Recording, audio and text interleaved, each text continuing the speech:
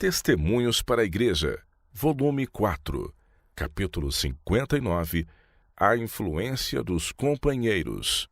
Em nossas instituições, onde muitos trabalham juntos, bem grande é a influência dos companheiros. É natural buscar companheirismo. Todos encontrarão companheiros ou os farão. E exatamente na medida da força da amizade será o grau de influência exercida pelos amigos uns nos outros, para bem ou para mal.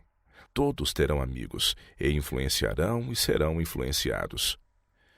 Misterioso é o laço que liga entre si os corações humanos, de modo que os gostos, os sentimentos e os princípios das duas pessoas ficam intimamente associados.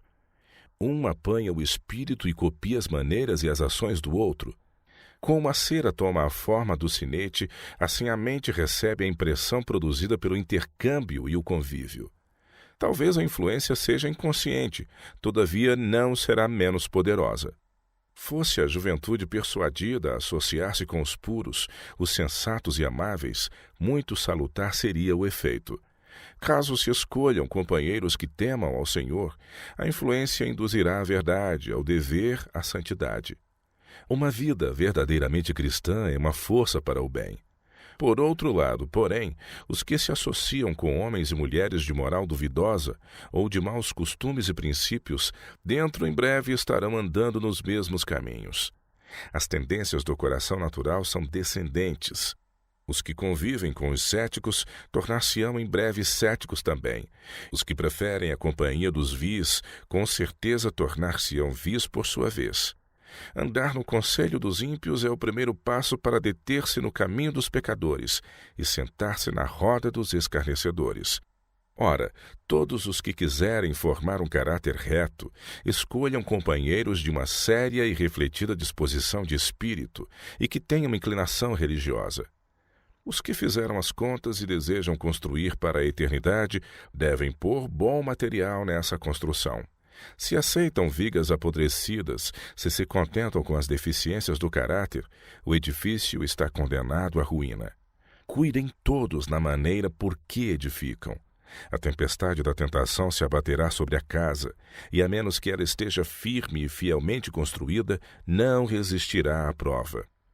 O bom nome é mais precioso do que o ouro. Há da parte dos jovens a tendência de se associarem com outros de espírito e moral inferiores. Que satisfação real pode uma pessoa jovem esperar da voluntária ligação com outras de baixa norma nas ideias, nos sentimentos e na conduta? Alguns têm gostos corrompidos e hábitos depravados, e todos quantos buscam tais companheiros, seguir-lhes-ão o exemplo. Vivemos em tempos de perigos de molde a fazer temer o coração de todos. Vemos a mente de muitos vagueando pelo labirinto do ceticismo. As causas são ignorância, orgulho e um caráter defeituoso. É difícil para o coração do homem caído aprender a lição da humildade.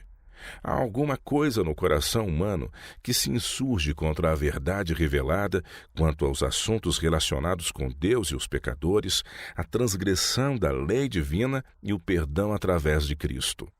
Irmãos e irmãs, idosos e jovens, quando tiverem uma hora de lazer, abram a Bíblia e entesourem na mente suas preciosas verdades.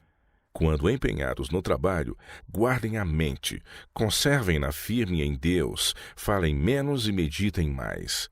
Lembrem-se de que toda a palavra ociosa que os homens disserem hão de dar conta no dia do juízo. Escolham as palavras. Isto fechará uma porta ao adversário de sua alma. Que o dia comece com oração. Trabalhem como diante de Deus. Seus anjos se acham sempre ao seu lado, anotando suas palavras, seu comportamento e a maneira como fazem o trabalho.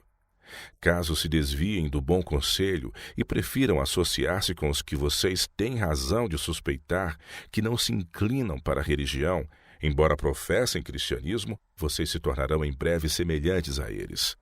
Vocês se colocam no caminho da tentação, no campo de batalha de Satanás, e a menos que estejam continuamente em guarda, serão vencidos por seus ardis. Pessoas há que por algum tempo professaram ser religiosas, e que estão para todos os intentos e propósitos sem Deus e sem uma consciência sensível. São vãs e frívolas, sua conversa é de baixo teor. O namoro e o casamento lhes ocupam a mente, com exclusão dos pensamentos mais elevados e nobres. As companhias escolhidas pelos obreiros estão lhes decidindo o destino para este mundo e o outro. Alguns que dantes eram conscienciosos e fiéis têm mudado lamentavelmente, desligaram-se de Deus e Satanás os tem seduzido para o seu lado. São agora irreligiosos e irreverentes e exercem influência sobre outros facilmente moldáveis. As más companhias estão deteriorando o caráter. Os princípios estão sendo minados. Quem anda com os sábios será sábio, mas o companheiro dos insensatos se tornará mau. Os jovens se acham em perigo. São, porém, cegos para discernir as tendências e resultado da direção que seguem. Muitos deles se empenham em flertes, parecem absorvidos. Nada há de nobre, digno ou sagrado nessas amizades. Como são suscitadas por Satanás, a influência delas é de molde a agradar-lhe. As advertências dadas a essas pessoas caem em ouvidos moucos. Elas são obstinadas, voluntariosas, desafiadoras.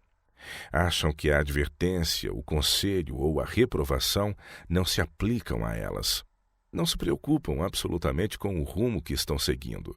Estão continuamente se separando da luz e do amor de Deus, perdem todo o discernimento das coisas sagradas e eternas, e conquanto observem uma árida forma de deveres cristãos, não põem o coração nesses exercícios religiosos. Essas almas iludidas compreenderão tarde demais que estreita é a porta e apertado o caminho que leva à vida, e poucos há que a encontrem. Acham-se registradas as palavras, as ações, os motivos. Quão pouco, porém, compreendem essas cabeças leves, superficiais e esses corações duros, que um anjo de Deus está escrevendo a maneira em que são empregados seus preciosos momentos. Deus trará à luz toda palavra e toda ação. Ele está em toda parte. Embora invisíveis, seus mensageiros visitam-nos na sala de trabalho, no quarto de dormir. As obras ocultas das trevas serão trazidas à luz. Revelados serão os pensamentos, os intentos e desígnios do coração. Todas as coisas estão nuas e patentes aos olhos daquele com quem temos de tratar. Os obreiros devem levar Jesus consigo para todo o departamento de trabalho. Seja o que for que seja feito, deve ser executado com uma exatidão e esmero que resista à inspeção. O coração deve estar na obra. A fidelidade é tão essencial nos deveres comuns da vida como naqueles que envolvem maior responsabilidade. Talvez alguns concebam a ideia de que seu trabalho não é enobrecedor. Ele, porém, será justamente aquilo que o quiserem tornar. Unicamente eles podem rebaixar ou elevar sua ocupação. Quiséramos que todo zangão fosse compelido a labutar para ganhar o pão de cada dia, pois o trabalho é uma bênção, não uma maldição. O trabalho diligente guardar-nos-á de muito laço de Satanás, que ainda encontra alguma maldade para as mãos ociosas. Nenhum de nós deve envergonhar-se do trabalho, por menor e mais servil que pareça. O trabalho é enobrecedor. Todos quantos labutam com a cabeça ou com as mãos são homens e mulheres de trabalho. E todos estão cumprindo seu dever e honrando sua religião, tanto quando lidam no tanque de lavar roupa ou na pia dos pratos, como quando vão às reuniões. Enquanto as mãos se encontram ocupadas nos serviços mais comuns, a mente pode ser elevada e enobrecida por pensamentos santos e puros. Quando qualquer dos obreiros manifestar falta de respeito pelas coisas religiosas, deve ser desligado da obra. Ninguém pense que a instituição depende deles.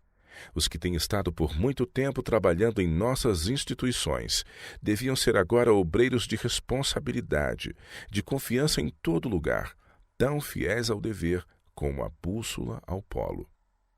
Houvessem eles empregado devidamente suas oportunidades e teriam agora caráter harmônico e uma profunda e viva experiência nas coisas religiosas. Mas alguns deles se separaram de Deus. A religião é posta de lado, não é um princípio arraigado, cuidadosamente nutrido aonde quer que vão, seja qual for a sociedade a que sejam lançados, e que se demonstra uma âncora para a alma. Quero que todos os obreiros considerem atentamente que o êxito nesta vida, bem como em alcançar a vida futura, depende em alto grau da fidelidade nas coisas pequeninas. Os que anseiam maiores responsabilidades devem se mostrar fiéis no cumprimento dos deveres que têm justamente onde Deus os colocou. A perfeição da obra de Deus é tão claramente vista nos mais pequenos insetos como no rei dos pássaros. A alma da criancinha que crê em Cristo é tão preciosa à sua vista como são os anjos que lhe rodeiam o trono. Sede vós, pois, perfeitos, como é perfeito vosso Pai que está nos céus. Como Deus é perfeito em sua esfera, assim pode o homem ser na sua. Tudo quanto as mãos acharem para fazer deve ser executado com exatidão e rapidez. A fidelidade e a integridade nas coisas pequenas, o cumprimento dos pequenos deveres e a prática de diminutos atos de bondade animarão e darão alegria no caminho da vida. E quando findar nossa obra na terra, todos os deverezinhos cumpridos com fidelidade serão apreciados diante de Deus quais joias preciosas.